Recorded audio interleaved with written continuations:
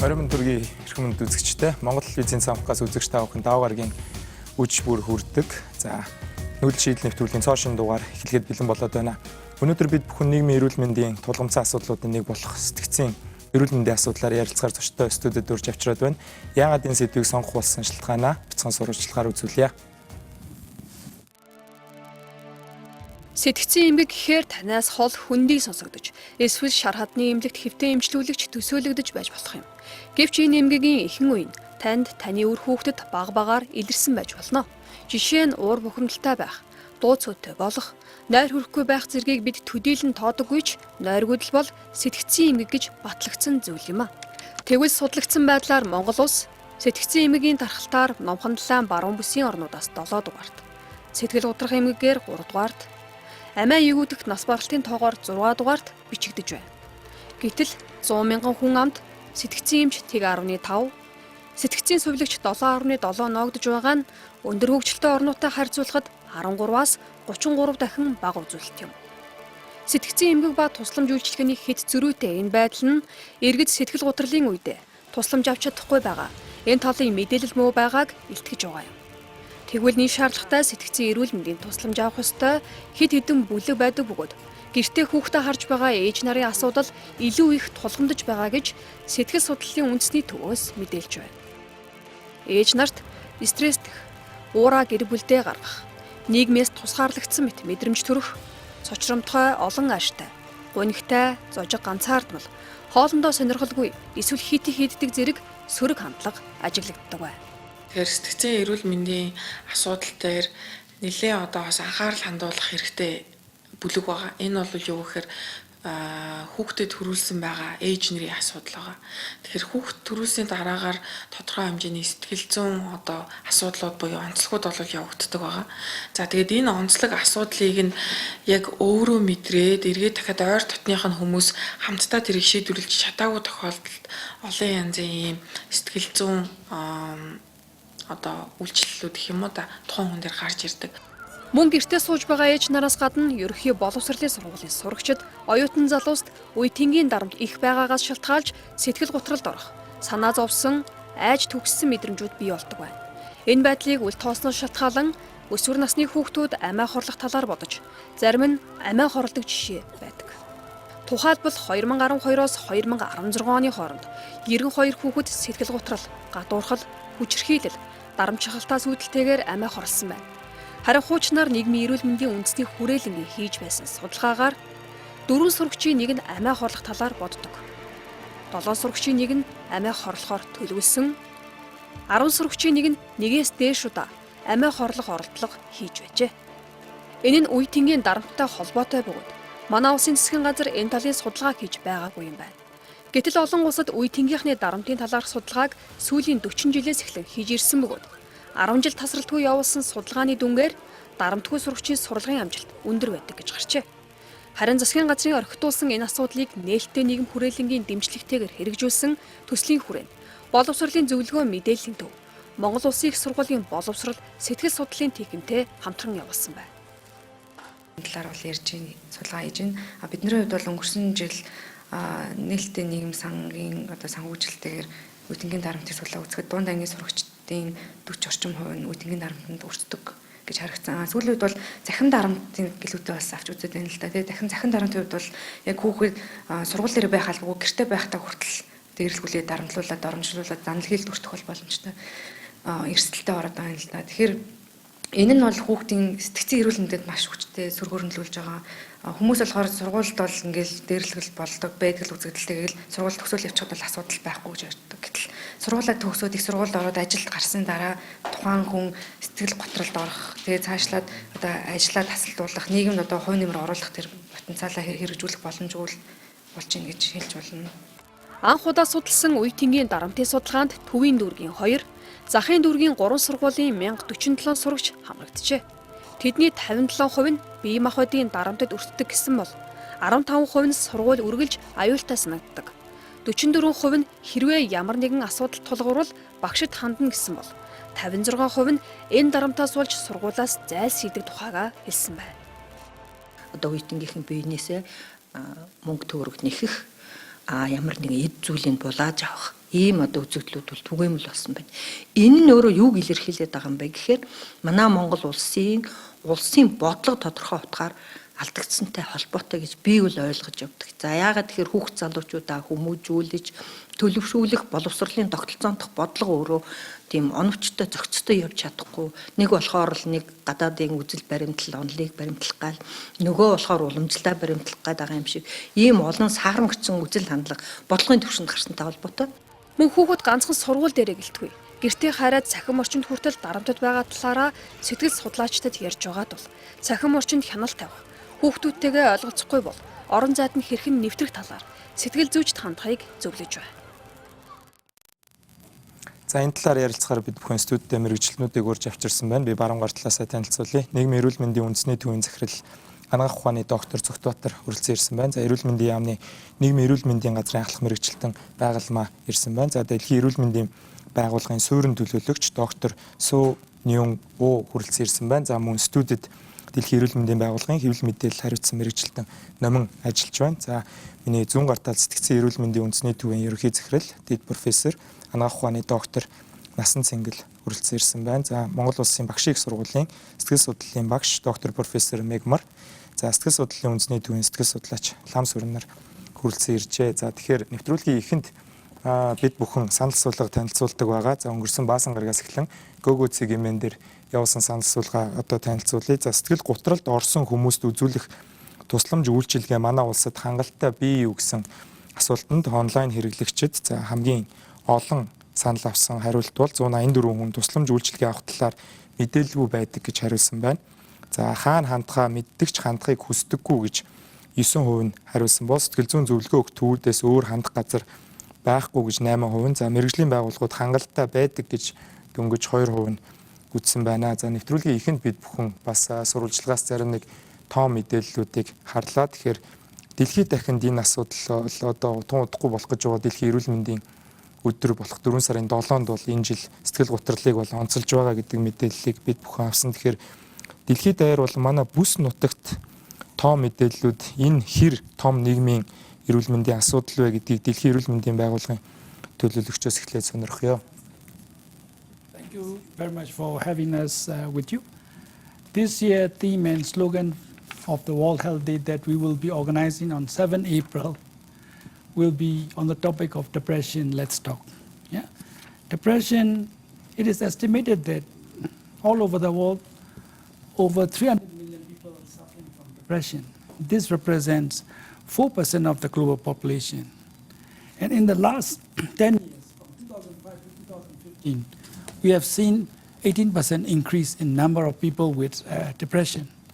But many countries, we have very little support for people with mental health. Countries spend only very minimal amount of their health resource budget on mental health. Average, it's about 3%. But in many middle income developing countries, less than 1% of their health budgets are spent on mental health issues.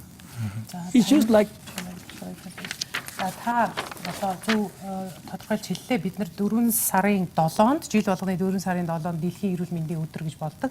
За энэ жилийн дэлхийн эрүүл мэндийн өдрийн сэдэв бол сэтгэл гутрал юм.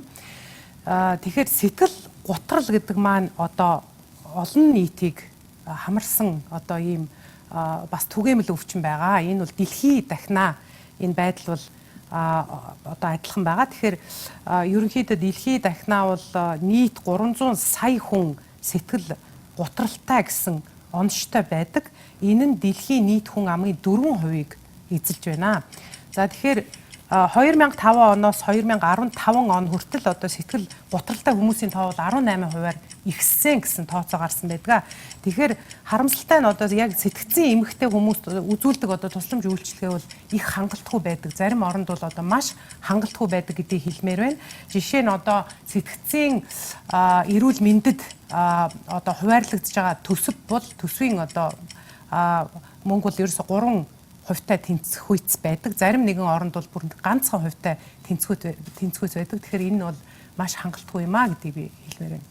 But depression can be prevented at a very low cost if you invest $1 on prevention and treatment of depression, you can save in terms of $4 in return of better health, better ability to walk. So this campaign of the World Health Day, it's actually started from 10 October 2016, World Mental Health Day. So WHO is organizing 1 year long campaign with the overall goal of the campaign is more people with depression in all countries both seek and get help. За тэгэхээр ерөнхийдөө сэтгэл ийм одоо тооцоо хийсэн байдгаа гэж байна. Сэтгэл утрах одоо сэтгэл төгших өвчний эмчилгээнд $1 хөрөнгө оруулалт орсон байхад эргээд нийт одоо хүн амын эрүүл мэндэд одоо хөдөлмөрлөх чадхад $4 хөрөнгө оруулалт одоо энэ хөрөнгө оруулалт нь $4 болж буцаж ирдгээ гэж. Тэгэхээр зэрэг одоо зөвхөн төсвийн мөнгө гэлтгүү ерөнхийдөө ийшээ одоо энэ сэтгэлийн одоо сэтгцийн эрүүл мэндэд бол хөрөнгө оруулалт хийж явах хэрэгтэй гэдгийг нэгдүгээр тэмдэглэе. За манай энэ кампанит ажиллагааны хувьд бөгөөд одоо дэлхийн эрүүл мэндийн өдрийн тухайд бол энэ өдөр маань одоо өнгөрсөн оны 10 сарын 10-наас дэлхийн сэтгцийн эрүүл мэндийн өдөр гэж байдаг. Энэ сэтгцийн эрүүл мэндийн өдрөөс кампанит ажил маань явагдаж байгаамаа. Тэгэхээр энэ сэтгэл гутралын асуудлаар бол бид нэр 10 сарын 10-наас эхлээд яриад эхэлсэн. Тэгэхээр бидний одоо гол хүрэх зорилго дэлхийн эрүүл мэндийн байгууллагын тавьж байгаа зорилго бол илүү олон хүнд сэтгцийн эрүүл мэндийн үйлчилгээг илүү олон хүнийг сэтгцийн эрүүл мэндийн үйлчилгээнд хамруулъя, илүү олон хүнд туслая, илүү олон хүнийг мэдлэг мэдээлэлтэй болгоё гэсэн одоо ураатай ингэж ажиллаж байгаа гэж. За баярлалаа. Тэгэхээр энэ жилийн дэлхийн эрүүл мэндийн өдрийн энэ ураан бол их таалагдлаа л да. Сэтгэл гутрал энэ талаар сайхан ярилцъя гэдэг ураатай юм байна. Хоорондоо ярилцъя гэх. Тэгэхээр дэлхийд даяар бол энэ бол нэлээд том асуудал юм байна. Тэгэхээр Монголын хувьд бас том мэдээлэл сая бид яг өөрийнхөө бүс нутагт ямар байгаагаа харлаа. За яг энэ чиглэлээр ажилдаг эмч бол 100 мянган хүнд 0.1 хагас эмч болд одоо ноогдож ийн гэхээр их бага тоо санагдаад байна. Тэгэхээр бас танаа төв дээр сүүлийн үеийн мэдээллийн үйл манай эрүүл мэндийн төсвийн хэдэн хувь нь сэтгцийн эрүүл мэндэд зарцуулагдаж байна. За мэдээ сурвалжлагууд өмнө нь үзэж байхад Монголын нийт хүмүүсийн 5 хүний нэг нь сэтгцийн нэн тулгамцсан асуудалтай гэдэг мэдээлэл гараад манай редакц руу одоо иргэдээс гомдол ирж исэн. Энд чинь одоо юу гэсэн үг юм бэ? 5 хүний нэг нь өвчтөе гэсэн үг юм уу? Ингээд хүмүүс бол нэлээд ундууцаж хүлээж авчихсан. Зарим хил мэдээллийн байгууллагын уншсанаар бол бүр 3 хүний нэг нь гэдэг.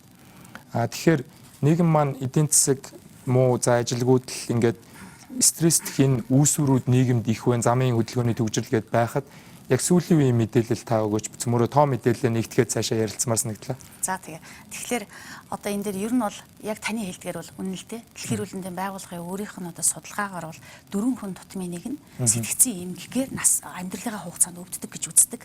Тэгээд энэ сэтгцийн эмгийн одоо зөнгөлөн тохиолдох 6 эмгэг гэж байдгийг. Энд нь бол одоо сэтгэл готрал. За тэгээд одоо айц түгшүүр, нойргуудал, архаг ядаргаа, биеийн хэлбэрийн эмгэг гэдэг ийм эмгэгүүд байдаг. Тэгэхээр энэ бол 6 одоо зөнгөлөн тохиолдох эмгийн нэг болж байгаа.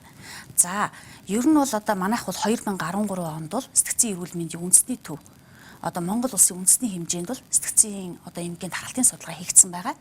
За, энэ сэтгцийн эмгийн тархалтын судалгаагаар бол насанд хүрэгчдийн одоо 6.6% нь бол сэтгэл гутралтай байна гэсэн ийм тооцоо бол мэдээ бол гарсан.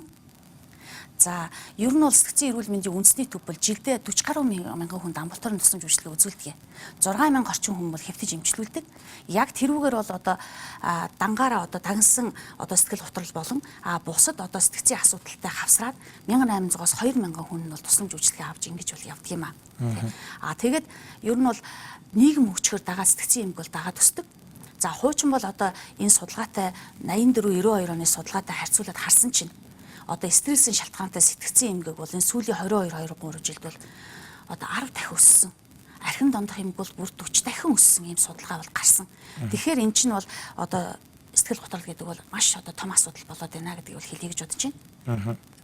За, тэгэхээр том мэдээллүүдийг сонсоход бол энэ бол нэлээд том асуудал гэдэг нь бол бас манай үзэгчдүүд бол ойлгогдохоор байгаа. Эхний сурвалжлаган дээр ч тэр дэлхийд даяар тэр за насанд хүрсэн хүмүүсийн 6.6% гэдэг бол бас их өндөр тоо санагч чинь. Тэгэхээр нийгмийн эрүүл мэндийн үндэсний төв болцсон тий одоо хүрээлэн байсан. Тэгэхээр үндэсний төв яг энэ чиглэлээр одоо сэтгцийн эмгийн үндэсний төвтэйгөө хамтраад ч юм уу ер нь ямар ажлууд хийж ирсэн түүх байд юм бол тий. За одоо 18% дэлхийд даяар өсөж ийн гэхээр манад ч магадгүй энэ тоо бол бас өсөж байгаа бох. Тэгэхээр урьдчилан сэргийлэх ямар алхмууд одоогоор хийгдэж ийн хиймээр байна гэдгийг зөв дотор даргаа сонирхоо. За юуны өмнө энэ сэтгэл готрал гэдэг эмгэг тийм сэтгэл готрал эмгийн одоо үндсэн шинж тэмдгүүдийг энэ жилийнхээ урайтайгаа холбогдуулаад маш сайн мэдчих хэрэгтэй. Одоо наад захын шинж тэмдгүүд байна л да. Нойр хоолндоо муудах дургу болох. Одоо манайхны хэлдгэр ингээд бүр нэг сэтгэл санааны хоосроод тийм ээ өөртөө итгэлгүй одоо өөр юу гэдэг хийж байгаа ажлын бүтээмж маань муудаад гэх мэтлэнгээр энэ сэтгэл готролын эмгийн шинж тэмдгүүд тодорхой хугацаагаар одоо 2-7 хоногоос илүү хугацаагаар илрээд авах юм бол одоо манай иргэд бол мэрэгжлийн хүнээс зөвлөгөө авах хэрэгтэй. Сая насан цэнгэл дарга хэлж байгаа эрүүл мэндийн байгууллага болон одоо урьдчилан сэргийлэлттэй холбоотой бас ярихад тусламж үйлчлэх юм бол зөвхөн эрүүл мэндийн байгууллагаас гадна бас одоо яаж илүү хүртээмжтэй болох уу гэдэг чиглэлээр өөр бусад орчинд бас явагдаж явах хэрэгтэй. Энэ талаасаа бол олон салбарын оролцоо үнэхээр хэрэгтэй байгаа асуудал. Асуудал бол одоо даймжиж гэнэ үү гэдэг дээр бол маргаан байхгүй. Тэгэхээр урьдчилан сэргийлэх тал дээр бол саяны хэлсэн тэр илрэх шинж тэмдгүүдийг мэдээд ийм тохиолдолд одоо үе тэнгийнхний дэмжлэг, гэр орныхны дэмжлэг тийм ээ. Дэмжлэгт орчин аягүй сайн бүрдүүлж ажиллах хэрэгтэй байгаа. Одоо энэ жилийн өрөө бол сэтгэл готрал ярилццгаая гэж байгаа. Энэ сэдвээр ярилццгаая гэж байгаа шүү. Тэгэхээр одоо яриа эмчилгээ гэдэг юм уу тэр одоо зөвлөгөө өгдөг төвүүд олноороо байгуулах хэрэгтэй. Энэ чиглэлийн ур чадрыг эзэмшсэн сэтгэл зүүн зөвлөгөө өгдөг хүмүүс сэтгэл судлаач нар байх хэрэгтэй. Зүгээр энэ ташранд би зүгээр энэ сэтгэл готрал гэдэг үг, депресс гэдэг үгний нөгөө утгыг англи хэлнээс орчуулахад нөгөө утга нь бол одоо эдийн засгийн гүн үнцгийн хямрал өсөлтгүй болсон үед депресс гэж ярьдаг шүү дээ. Тэгэхээр нийгмийн шалтгаантай байгаамаа. Одоо ажилгүйд орлого муутай байх, түрүүн бас нөгөө төрхгөө ярьж, тэрнээс гадна нийгмийн шалтгаанууд байгаа.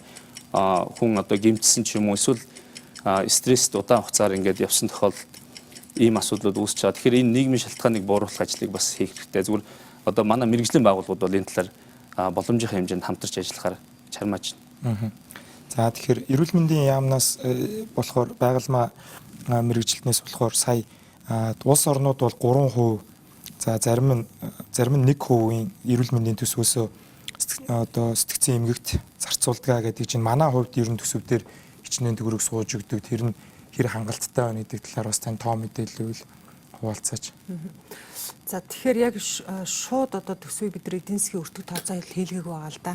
Гэхдээ урьдчилан сэргийлэх болон эрт илрүүлэх, эмчлэн туслах, эмчлэх одоо нөхөн сэргээх тусламж үйлчилгээгээд бүхэлд нь авч үзэх юм бол одоо юу насан цэнгэл дарга бол ярьсан те 2-3% бол 2% орчим бол эзэлж байгаа гэдэг. Гэхдээ энэ сэтгэл готрал гэдэг бол өөрөө нийгмийн эдийн засгийн одоо нөлөөлөл маш их нөлөөлдөг. Тэгэхээр одоо хүний хувь хүний зан үйлийн зан төрхийн байдал ч нөлөөлнө шүү дээ. Тэгэхээр манай мэрэгчлэнүүд яриад байна л да. Хамгийн гол нь энэ их одоо нийгмийн хурдцтай хөгжиж байгаа үед те энэ их одоо стресс нөлөөлөх, депресс нөлөөлөх юм хүчин зүйлсүүд их байгаа үед яхаг бол хувь хүн өөргөл одоо барих те эрсдлээс өөрийгөө хамгаалах чадвартай байх нь чухал. Тийм учраас ер нь бол би өөрөө нийгмийн эрүүл мэндийн чиглэлийн хүн. Тэгэхээр энийг бол тогтолцоогоор дэмжих те нөгөө талаараа бол хүний нөөцийг болоо одоо бий болгох энэ чиглэлд бол илүү хууль эрхцээ орчин бол бүрдэж явж байгаа. За ерөнхийдөө бол сэтгцэн эрүүл мэндийн энэ анхан шатны 2 дахь шатны тусламж үйлчлэгийг бол одоо эрүүл мэндийн яамнаас 2000 оноос эхэлж одоо хөгжүүлж эхэлсэн ийм түүхтэй. Өөрөөр хэлбэл нийгмийн эрүүл мэндийн урьдчилан сэргийлэх чиглэл рүү. За энэ ч утгаараа бол одоо манай сэтгцэн эрүүл мэндийн үндэсний төв, нийгмийн эрүүл мэндийн үндэсний төвүүд маань бүгдээрээ дандаа анх дахь болон 2 дахь шатлалын тусламж үйлчлэгэнд илүү анхаарч ажилладаг болчихсон. Илүү эмчлэх гэхээсээ илүү те. Тэгээд дээрэс нь бол бид нар 2012-3 онд бол сэтгцэн эрүүл мэндийн тухай хууль шинжилсэн найруулга хийсэн шүү дээ. За тэгэхээр бид нар судалгаан дээрээ үндэслээд ерөөсөө нийгмийн хөгжил хурдцтай явж байгаа энэ үед бол юуны төрөндийн тогтолцоогоо хуульчилж авъя гэд ерөөсөө хамгийн их сэтгэл готрал, сэтгэл стресс энэ төр тохиолддог бүлэг бол өсвөр үе, ахмад настан, жирэмсэн эмэгтэйчүүд гэдэг төрөө ярьсан тий. Юуны төрөнд бол ерөнхий боловсролын сургууль дээр бол сэтгэл зүйч нийгмийн ажилтан хоёр маш сайн хамтарч ажиллах хэрэгтэй. Энийг бол бид нар хуулиндаа тусгаж өгсөн байдгийг байгаа юм. Тэгээд ерөнхийдөө сэтгэл зүйчийг одоо аль ч салбар бэлтгэж болно. Сэтгэл зүйч олон л байвал одоо хүнд одоо ярилцах боломж бол их байна гэдэг тийм утгаараа сэтгэл зүйчийг одоо ер нь бусад салбарт бэлтгэгдэж байгаа сэтгэл зүйч нартай ч хамтарч ажиллах юм боломжтой. За баярлалаа. Тэгэхээр өмнөх бид нэр өсвөр үеийнхний боловсролын болон өсвөр үеийнхний мэрэгжил сонголтоор ярьж байхад бас манай хилцүүлэгт бас ламсүрэн ирсэн байсан санагдчихээн. За тэрэн дээр бол танаа сэтгэл судлалын үндэсний төв бол боловсролын яамд хандаж одоо ерөнхий боловсролын сургуулиуд болгон дээр хүүхдүүдэд бол одоо очиод асуудлаа ярих, за гэртээ уучраад байгаа үеийнгийн ирээд байгаа дарамтаа ярилцаад сэтгэлээ онгойлгох юм уу, мэрэгжлийн зөвлөгөө авах тийм сэтгэл зүйчтэй байлгая гэдэг санаачлагыг тавьж байгаа гэдгийг бол ярьж байсан. Гэхдээ одоо энэ тоо мэдээллийг харахаар бол яг сэтгцийн эмч бол манад зөвлөгч бол эмчийн тоо бол ийм бага харагдаад байна л да. Тэгэхээр яг манад бэлтгэж байгаа манад хүүхдүүд энэгээр сурахгүй байна уу, эсвэл бэлтгэж байгаа сургуулийн тоо цөөхөн байна уу, сайн сэтгэл зүйч хаанаас олж уулзах вэ гэдэг одоо зүйлийг бол хүмүүс хоорондоо бол одоо сүүлийн үед гэр бүлийн зөвлөгөө, өсвөр насны хүүхдтэйгээ ойлголцохгүй байна гэдэг юм уу бол их асууж байгаа харагддаг. Тэгэхээр манай нэвтрүүлгүүдээр ч гэсэн их ордголд одоо ярилцлагын нэвтрүүлгүүдээр тэгэхээр тэр тал дээр та нар ямар бодолтой байдаг вэ? Танаа дээр одоо жишээлбэл маш их одоо шаардлага ирдэг үү? Хувь хүмүүс зөвлөгөө авах гэж юм уу, өсвөр насны хүүхдүүдэд яах? Практик дээр ямар байна? Тэгэхээр сэтгэл зүйн зөвлөгөө гэдэг бол өөрөө тухайн хүнд бие даанг асуудал шийдэх боломжийг нь олгодог. Тэр боломжийг олохдоо нэмэлт тусламжийг үзүүлдэг гэсэн үг л дээ. Тэгэхээр одоо яг эцэг эхчүүд хүүхд өөрөө за би танахаас зөвлөгөө авъя гэх юм бол маш ховор. Ихэвчлэн ээж аав нар вирус хүүхдэд ойлгохоо ойлчлаа. Нэг өглөө басан чи манай хүүхд нэг л өөр болчлоо. Охтын юм байгаагүй. Одоо ийм байхгүй орчныг бид нэр бүрдүүлж гисэн гэж хэлдэг. Гэвчиг тухайн хүүхдэд асуудлыг үүсгэж хүчин зүйлийг тохиолдлыг судлаа үзэхлээр тэр асуудал одоо хамгийн багтаа 3 жилийн өмнө бий болчихсон. Айл үшээ тэр хүүхдэд асуудлаа даван туулцсан. Одоо юу гэдгийг хүчрэлд өртсөн бол эсвэл эрсдэл зам үлд орсон бол тэрийг даван туулчихсан байгаад байдаг. Энийг болохоор бид хүн одоо илүү наривчлан судлах үүднээс одоо олон сайн байгууллагатай хамтраад сургуульд суурилсан сэтгэл зүйн албаны үйл ажиллагааг явуулж байна л да. Тэгэхээр нэгсэндээ түрүүн цагтуудаар хэлсэн одоо сэтгэл готор гэдэг бол хамгийн одоо тарих болон биед өөрчлөлтийг авчирдаг өвчин. Тэгэхээр энэс хамгийн сэргийлэх хамгийн нэг номер ихний арга нь л өгөхөр ойлголцол. Гэвчиг тэр ойлголцолнуудаар өрх гэр бүлийн хүрээнд хамгийн бага яваад байгааг сургууль суурилсан сэтгэл зүйн албаны одоо үйл ажиллагааг явуулж байхдаа анзаарсан. Юу гэхээр сэтгэл судлаач хандж байгаа хүүхдүүдийн асуудлын 5 хүүхэд мэнийг нь би гэр бүлтэйгээ ойлголцохгүй буюу гэр бүлээсээ би ямаар нэг зүгийг хэлдэг. Гэтэл тэр хүүхдтэйг ойлголцох нэг хамгийн ихний имжлэгээ тэр гэрт явагдахгүй байна гэсэн үг л дээ. Тэгэхээр ойлголцохгүй байгаа хүүхдэд ямар үйлдэл гараад байна вэ гэхээр сэтгэл хөдлөлөө удирдах чадваргүй, эрсдэл зам үйл орчихсон хүүхд гараад байгаа. Тэгэхээр энэ өөрөө эргээд ирээдүйн Монгол улсын хүний нөөц болсон энэ хүүхдүүд маань ирээдүйн ажлын байранд гарахдаа өөрийгөө удирдах чадваргүй, эсвэл өөртөө үнэлэмж насар доогуур, эсвэл өөрийгөө одоо би энэ дэлхийд хэрэгтэй хүн биш, энэ дэлхий надад зориулагдсан биш гэдгийг өнцгөөс хараад байгаа гэсэн үг л дээ. Тийм ажлын байр гэхээсээ илүү бүр аав ээж болох хүмүүс шүү дээ, хүүхдүүд бол. За тэгээд яг дунд сургуулийн насны хүүхдүүд дээр бол 4-ний 1 нь гэхээр бол аимшигтай тоо. За амин оролтын тоо бол бас бид нэр Аз номон талаан бүстэй бол 7-д 6-ад орж байгаа гэдэг ийм харамсалтай тоон үзүүлэлтүүд байна. Тэгэхээр мегмар өгшө яг ямар хүн хүндэтгэл сэтгцийн одоо сэтгэл гутралд орсон юм уу энэ 6 шинж тэмдэг илрээд байгаа хүнд яг ямар боловсрал эзэмсэн хүн зөвлөгөө өгөх тийм эрхийн чадамжтай байд юм бэ? Одоо бол гэр бүлийн зөвлөгөө өгж ийн гэдэг зарим хүмүүс та яг эмч юм уу гэхээр эмч биш, клиникийн биш хүмүүс зөвлөгөө өгсөн явж байна. За сайхан ярилцъя гэдэг дээр бол хүмүүс өөртөө ингээд хуримтлагдсан асуудлаа харахаар ер нь бол гэр бүлдээ ярина, эсвэл найз нөхдөдөө ярина. Тэгэхээр нөгөө хүмүүс нь тухайн хүний асуудлыг өөрийнхөө асуудал дээр нэмээд аваад шингээгээд мэрэгжлийн төвшөнд тэр хүнд зөв гарцыг зааж өгөх одоо бэлтгэдэггүй байж болно шүү дээ. Тэгэхээр буруу зөвлөгөө өгөх. Тэгэхээр та бол одоо сэтгэл судлалын багш хүн. Тэгэхээр яг танахыг 4 жил сураад гарч байгаа хүмүүс шууд зөвлөгөө өгөөд явхад бэлэн гарч байгаа юу? Эсвэл одоо хойд Америкч гэдэг юм уу?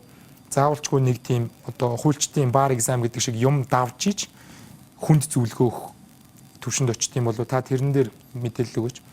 За энэ их чухал одоо асуулт гэж би ойлгож байна. Яг үндсэндээ 1996-7 оноос эхлээд Монголд ол зүгээр ийм одоо энэ одоо сэтгэл мэдрэлийн эмчнээс гадна хэрэглээний сэтгэл судлаачдыг, ерэн сэтгэл судлаачдыг бол Монгол улсын боловсролын их сургуулийн сэтгэл судлалын тээхэм мөн Монгол улсын их сургуульд ингээ бэлтгэж ирсэн байгаа. За тэгэхээр энэ бэлтгэх хугацаанд бол бид нар одоо энэ сургууль тэгээд нийгмийн орчинд одоо ажиллах тэгээ хүн амд одоо сэтгэл зүйн ийм одоо боловсрал эзэмшүүлэх тэгээ тодорхой хэмжээний одоо практик төвшингийн зөвлөгөө өгөх одоо ийм сэтгэл судлаачдыг бэлтгэсэн байгаа л да. Тэгээ нэгдүгээрт бол таны асуулттай холбоотойгоор энийг хэн өгөх ёстой юм бэ гэвэл за мэдээж хэрэг сэтгцэн эрүүл мэндтэй холбоотой асуудлыг бол яг одоо мэрэгжлийн нэмж бол тэнд ингээ өгөх ёстой. Хоёрдугаарт бол бид нар яг сэтгэл судлалын одоо мэрэгжлийн одоо дипломтой сэтгэл судлаачид бол тэр сэтгэл зүйн зөвлөгөөг өгдөг тэр дүрм гормынхын дагуу өгөөд хэрэв өөрт нь ч гэсэн одоо эргэлзээтэй ингээ санагдаад хэрэв энэ одоо тийм өөрсдөө яг сэтгэл судлаач хүний өгөх ёстой ийм одоо асуудал биш. Тэгээ сэтгцэн эрүүл мэндтэй ер нь нэлээд гүнзгий холбоотой иймэрхүү асуудал юм бол бид нар өөрсдөө ерөөсөө сэтгэл зүйн зөвлөгөө өгөхөөс бас ингээ татгалзах ёстой. Тэгээ бидний тэр одоо ёс зүйн хэм хэмжээ нь бол ерөөсөө тэр хүнд ингээ үйлчлэгээ үзүүлэхдээ өөрийнхөө одоо тэр мэдгүй байгаа чиглэл салбараар зөвлөгөө өгөхийг бас ингээ хоригддаг байгаа. Ягаад гэвэл тэр тохиолдолд зөвлөгөө нь буруу өгсөн зөвлөгөө бол өөр ингэж одоо эрсдлийг буцааж авчирдаг байгаа. За тэгэхээр энэ дээр бол бид нар за бас төгсөнгүүдээ шууд ингээд хүүхдүүд манай одоо төгсөгчд зөвлөгөө өгчихүү гэж байна. Тэгээ ер нь бол бид нар сэтгэл судлаач гэх тэр бакалаврын төвчний дипломыг ингээд өгöd гаргахад зүгээр ер нь бол сэтгэл зүйн үйлчилгээний ёс зүйн хэмжээгээр бол нэг 5-10 жил ингээд ажиллаж байж тэгээ бас тэр амьдралыг туулж ингээд тодорхой хэмжээний дадлага эзэмшиж байж ингэж одоо тэр зөвлөгөөг ингээд өгөх ёстой байдаг. Тэгтээ зүгээр яг тэрийг магистр докторантур суралцах ч юм уу эсвэл одоо тэр туслах сэтгэл судлаач дээр одоо ингээд ажиллах явцдаа энэ одоо практикийг ингээ эзэмшээд ингээ зөвлөгөө өгж байгаа. Тэгээ энэ ташрамд бол хэлэхэд бол сэтгэл зүйн зөвлөгөөг сэтгэл судлаачид зоригтой ингэж өгөх хүмүүс бол цаана асар их хүний одоо тэр амьдралтай холбоотой юм хариуцлага байдаг учраас энд бол нэлээд хариуцлагатай хандах ёстой гэсэн энэ мэргэжлийн одоо сэтгэл судлаачид бас ийм байр суурьтай байдаг. За баярлалаа. Тэгэхээр сэтгэл гутрал өвчин бол хүн чадандаа очихоор хүн амиа орлох талаар бодож эхэлдэг гэж одоо манай редакцийн бэлдсэн мэдээллээс ойлгож авсан. Тэгэхээр яг 30 наснда өөрийнхөө амийг орлох талаар бодож исэн боловч за амьдрал нь арай өөр тийшээ эргэсэн хүний нэгэн түүхийг бүгдээрээ үзээд эргээд хилцүүлэгдээ одоо орцгоё.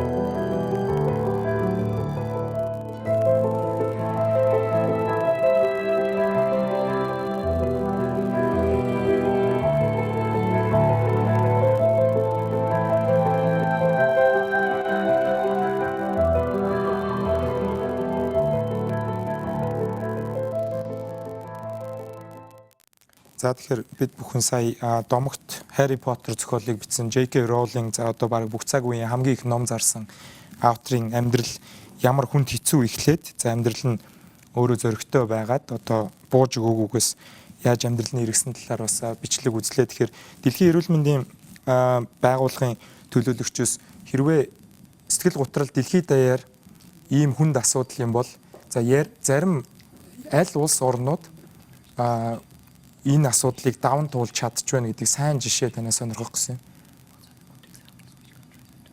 As I've said, generally, even in developed countries, this is a neglected issue.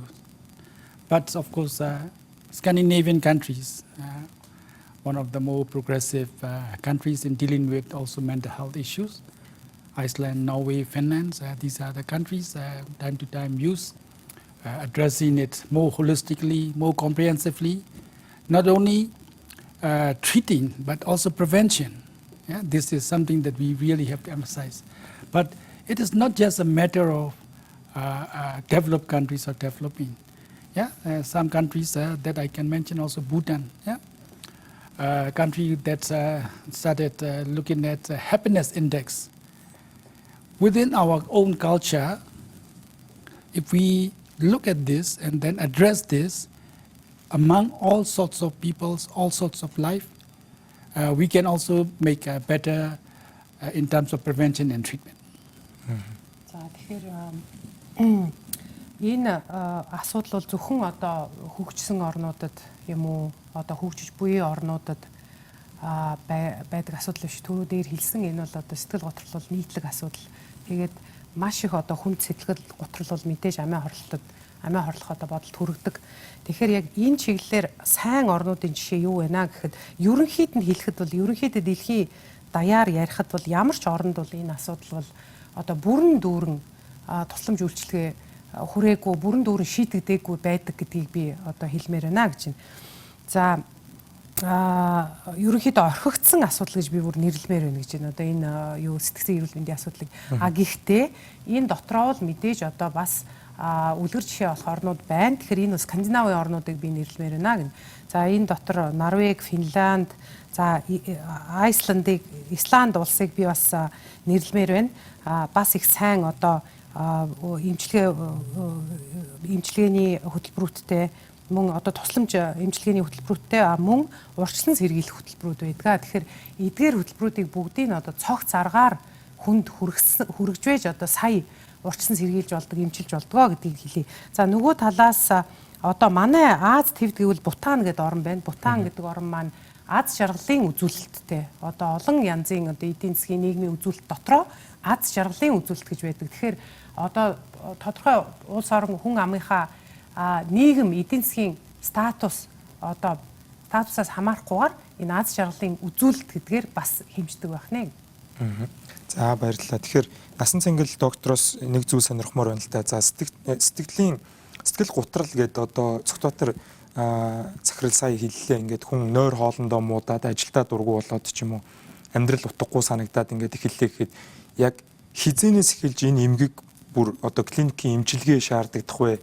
За хизэнээс эхлээд энэ нь одоо байгаль орчинд гарах спортоор хичээлэх ч юм уу мэрэгжлийн үнээс зөвлөгөө аваад идэгдэж болох. Эннийхээ заагийг хүмүүс яаж тодорхойлох вэ? Одоо өөрийгөө ингээд өндөр стресстэй орчинд ажилладаг хүмүүс бол одоо нэвтрүүлэг үзэж байж магадгүй.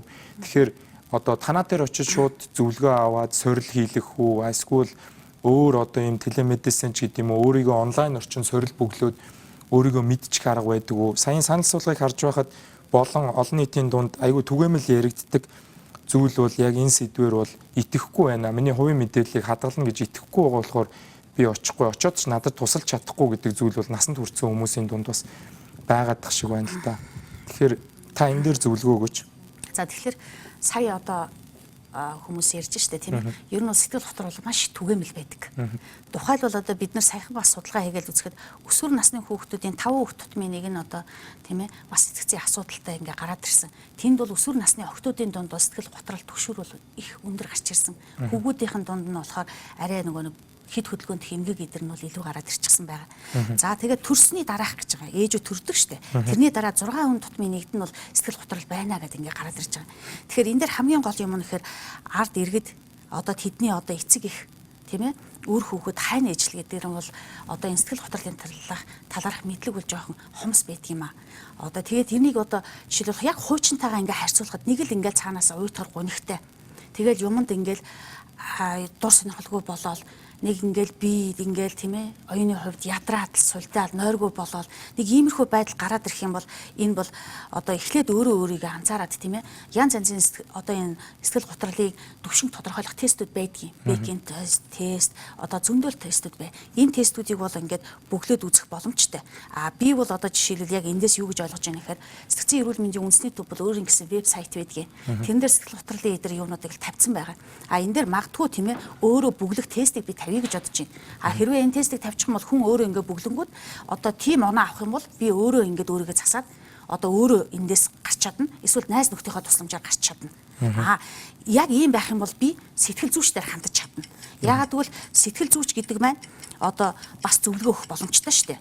Яг энээс дэш байх юм бол яг надад сэтгцэн эмч хэрэгтэй юм байна. Би цаана эмийн тусламж хэрэгтэй юм байна гэд ингэж бол ойлгох бол бас боломжтой гэдгийг бол хэлье гэж бодож байна. Хараахан хүмүүс бол энийгээ мэдэхгүй. Хуучин байдлаасаа би сэтгэл зүйн хувьд өөрчлөлт гарчаад байхад чимээгүүл байгаад байдаг байхгүй. Тэгэхээр сэтгэл готролтой хүмүүсийн хувьд бол бусад хүмүүст мэдэгддэггүй нэг. Нэг хүн чимээгүй байгаа л гэртээ байгаа л дуугаал байгаа тахлаар хүнд ерөөсөө тэр нь бол стресс үүсэхгүй тэгэл тэр хүнийг анзаарахгүй байгаад байдаг. Нэг мэдэхэд тэр сэтгэл готрол нь гүнзгийрсээр байгаад тийм ээ амиа хорлох байдалд хүргэдэг ийм асуудал бол байдаг юм. Тэгэхээр энэ дээр сэтгэл зүйч тусламж үзүүлж болно. Хүндэрсэн үед сэтгцэн эмч тусламж үзүүлж болно гэдгийг хэлье гэж бодож байна. Тэгээ Монгол улсын хэмжээнд бол сэтгцэн эмч чинь бол бүх аймаг, бүх дүүрэг 2-3 сэтгцэн эмчтэй шүү дээ. Яг тэрийг би харин байгалмаа мэрэгчлэнээс асууя гэж бодож ирсэн. Хүртээмж нь яг хэрвээ оюутны холбоо нэг хэдэн жилийн өмнө энэ оюутнуудад зориулсан сэтгэл зүйн зөвлөгөө өгөх төвийг байгуулж исэн. За оюутны хотгонд байгуулж исэн. Өмнө бид нар бас ярьж байсан бах. Тэгэхээр яг хүртээмжийн хувьд хүн өөрийгөө оншиллоо гэж бодъё. За надад ямар нэгэн тулгамдсан асуудал байна. Орноосоо босох дургуй ч юм уу. За миний нэг уншиж исэн шинж тэмдэг бол хүн илүү ингээ орондоо л байгаад тахаар санагдаад байдаг гэж уншиж исэн. Одоо депрессэнд орсон. Тэгэхээр хүртээмжийн хувьд за дүүрэг дээр 2 эмч байгаа юм байна. За манай зарим дүүрэг бол баг 300 мянган үнэтэй шүү дээ, тий. Тэгэхээр яг дүүрэг дээр дүүргээс илүү нарийн хүртээмжтэй одоо өрхийн эмнэлэг дээр одоо вакцина хийлгээ зарим шинжилгээг өгдөг болчихлоо шүү дээ. Одоо тэгэхээр хүртээмжийн хувьд манайх одоо хөрс сэргэлтийн орнууд юм уу дэлхийн дунджаас ер нь хаана давхиж явна байлгана. За түрүүн бас ярьж ирсэн хүртээмжийн хувьд бол мэдээж баг 100 мянган хүн тутамд 0.5 эмчтэй. Тэгээ совилогчвол 7.7 гэдэг. Тэгэхээр одоо нэгэн төгжингүү орон төсөв санхүүгийн одоо хязгаарлагдмал байдал бид нар үйл ажиллагаа явуулж байна.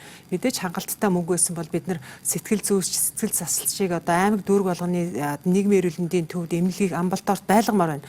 Гэхдээ ерөнхийдөө бол эрүүл мэндийн яамнаас бол энэ нийгмийн эрүүл мэндийн төв гэж аймаг дүүрэгт байгуулагдчихж байгаа. Эрүүл мэндийн хуулийн дагуу. За энэ дээр бол бид нар сэтгэл зүйч, донтолтын эмч тэгтээ хүн амд суурилсан үйл ажиллагаа болдог. Өөрөөр хэлбэл яг л энэ чиглэл рүү ажилладаг хүмүүсийг бий болгоё гэд бид нар одоо 2012 онд бол тушаал гаргацсан байдаг. Энэ одоо хамгийн гол нь хүмүүсээ айгүй сайн бэлтгэх. Шинжлэх ухааны технологиг сургуультч бэлдэж байна. Хамгийн гол нь бид нар тэрийг жоохон төсөв нэмээд өгөх юм бол бас авах боломж бол тогтолцоон дээр бол байна. Тэгтээ энэ сэтгэл готрол зэрэг одоо энэ сэтгцийн тулгамдсан асуудал бол өөрөө хувь хүний зан үйл, зан төрх өөрийгөө яаж эрсдлээс одоо даван тулж ийн гэдгээс бол маш их шалтгаалж байгаа шүү дээ. Хувь хүнээс 60% гэж ярьдаг. Тэгэхээр бол сүүлийн үед бид нар одоо сайхан бид нар Австралийн одоо Австрал туршлага судалсан л да.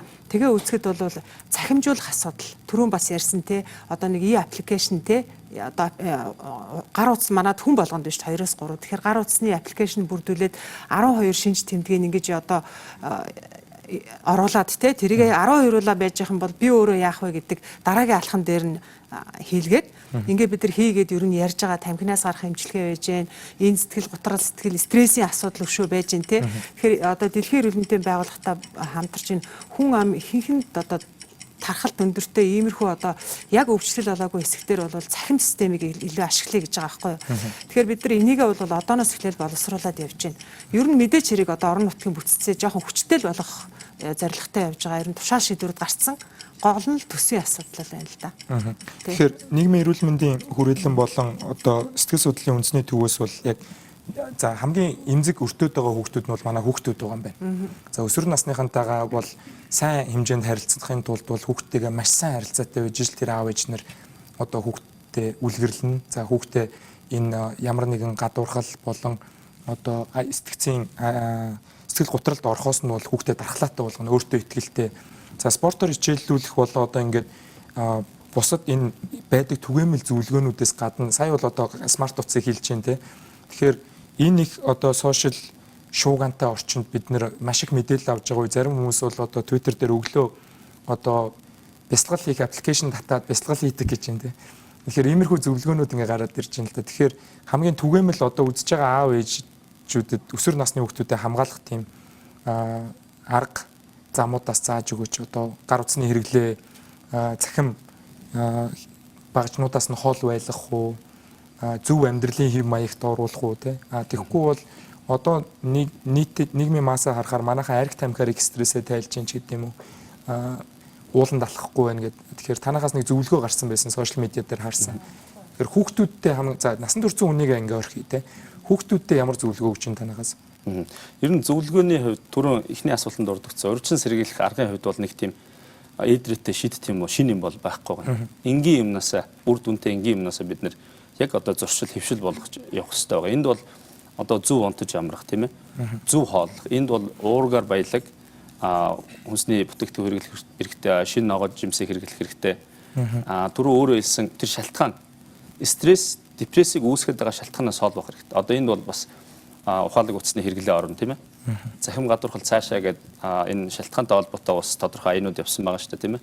За дээрэс нь хувь хүн өөрөө хүүхдүүд ч гэсэн стрессийг тайлах, стрессийг даван туулах ур чадвар эзэмшсэн байх шүү дээ. Энэ юу хэлж байгаа юм гэхээр одоо дуртай юм хийх ёстой л гэдэг хэлээд байгаа шүү дээ. Стресс бол одоо зөвхөн манай орны хувьд асуудал биш. Өндөр хөгжиж байгаа бүх орнуудад бол нүүрлсэн байгаа хамгийн том нийгмийн эрүүл мэндийн асуудлуудын нэг. Тэгэхээр хамгийн их анхаарал татж байгаа юм бол ерөөсөө дуртай зөв зүйлээ хийх замаар стрессийг тайлах ур чадвар эзэмсэн байх ёстой. Тэр арх согтруулах ундаанаас хол байх ёстой ч гэдэг юм. Энэ асуудлуудыг бол ярьж байгаа. За тэгээд булчин судлах ёстой үр дүнтэй арга. Энэ одоо йог болон хийн бясалгалууд хийж болж байна тийм ээ. Их мэтлээ энэ аргуудыг бид нар эзэмших хэрэгтэй. Дээрээс нь хамгийн гол нь одоо ярьж эцэг эхтэйгээ найз нөхдүүдтэйгээ ярьж энэ асуудлыг даван туулах хэрэгтэй. Гэхдээ бас нэг үе тэнгийнхний сайн муу ингээд нөлөөнүүд байгаа тийм. Тэгэхээр үе тэнгийнхнийг өсвөрийн залуучуудаа бид нар бас тодорхой хэмжээний ур чадвар сурахын тулд мэрэгжлийн улсуудаараа дамжуулаад энэ одоо анхан шатны хичээлүүдийг орох хэрэгтэй байгаа. Алтан болон алтан бус боловсролын хүрээнд. За эрүүл мэндийн яамдар бол энэ өдрийг ухтаад нэгдсэн төлөвлөгөө батлагдаад явж байгаа. Үүнд бол одоо түрүүн захим гадуурхал цаашаа хөтөлбөрийг ярьсан байгаа. Нийслэлийн эрүүл мэндийн газар, сэтгцэн эрүүл мэндийн үндэсний төв, нэгдсэн үндэсний байгууллагын хүүхдийн сангийнхан ингээд бүгд өөрийнхөө одоо зохих үйл ажиллагаануудыг хийгээ явж байгаа. Тэгээд би нэг юм хэлэхэд ерөөсөө энэ дэлхийн эрүүл мэндийн байгууллага энэ жилийн сэдэв бол маш их ойлгомжтой гарч ирж байгаа. Сонгохоос өөр аргагүй байсан сэдэв. Яг тэгэхээр проблем нэг талтай ингээд жил ирэх тусам өсөд идэг.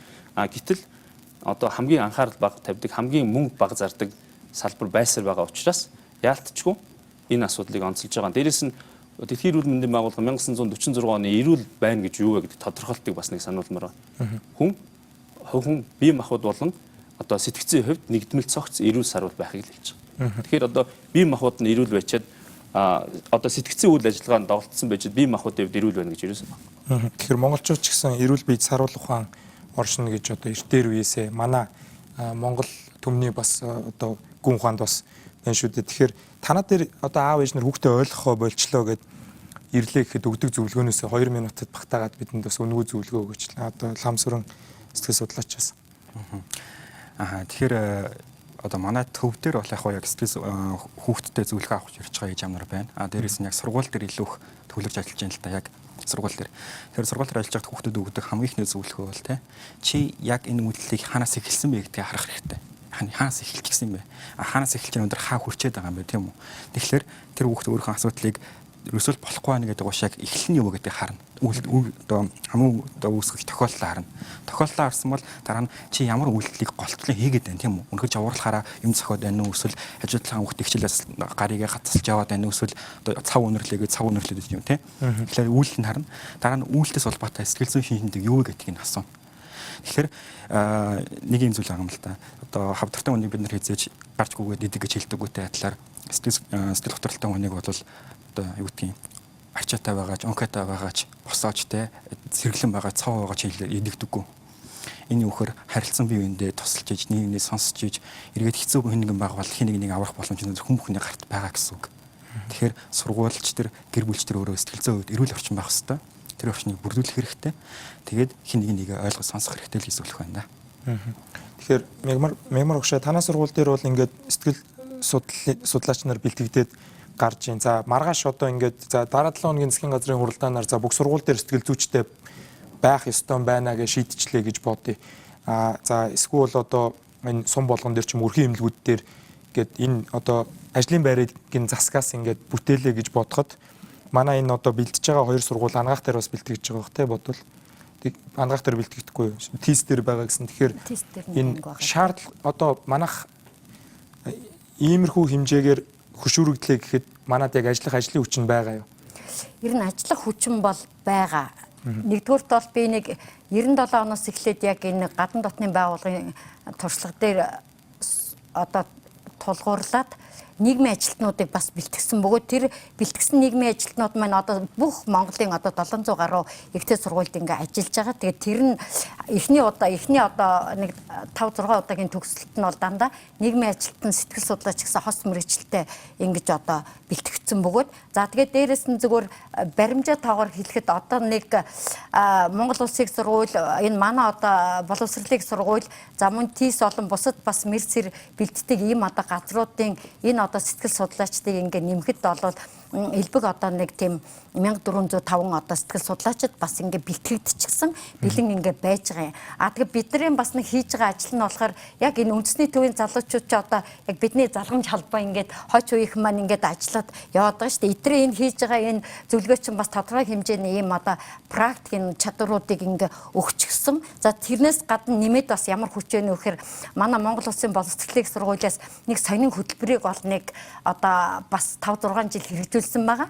Тэр нь бол ингээ багш өөртөө сэтгэл зүйч байх чадвар ба хүүхдэд зөвлөн туслах арга зүй. Тэгээд багшаас эцэг ихэд зөвлөн туслах нь гэсэн энэ үүднээсээ бол тодорхой хэмжээний хүн өөртөө сэтгэл зүйч байх одоо тэр чадварыг одоо нэмэгдүүлэх бид нар ямар ч одоо эмггүй эмчилгээний сая насан цэнгэл доктор ярьлаа штэ. Одоо архин дондох эмгээг ингээд сүүлийн жилүүдэд 40% нэмэгдсэн байна гэхэд тэнд бол тэр одоо архичин гэр бүлд амьдарч байгаа хүүхэд эмэгтэйчүүд бол дандаа тийм одоо давхар юм одоо стресс бухимдалд ингээ автчихсан байдаг учраас тэд нар ганцхан архичныхаа нүдээр биш хажууд нь ирүүл хүүхдтэй сайхан Монголын агаар байна гэсэн ингэж өөрийнхөө тэр байгаа боломжийг тэр гэр бүл болон нийгмийн орчноос ингээ өөрөө авч ингэж өөрийгөө эрүүлжүүлэх тэгээд дэрэгдэх хүндээ чадвар үзүүлэх ийм одоо прагматик хөтөлбөрүүдийг бид нарын академик хөтөлбөрийн хаажгаар ингээ бас хэрэгжилж байгаа бөгөөд тэгээ энэ онлайн зүйлүүдийг бол бид нар зөвхөн ингэж ярихаасаа гадна 2006 оноос эхлээд бол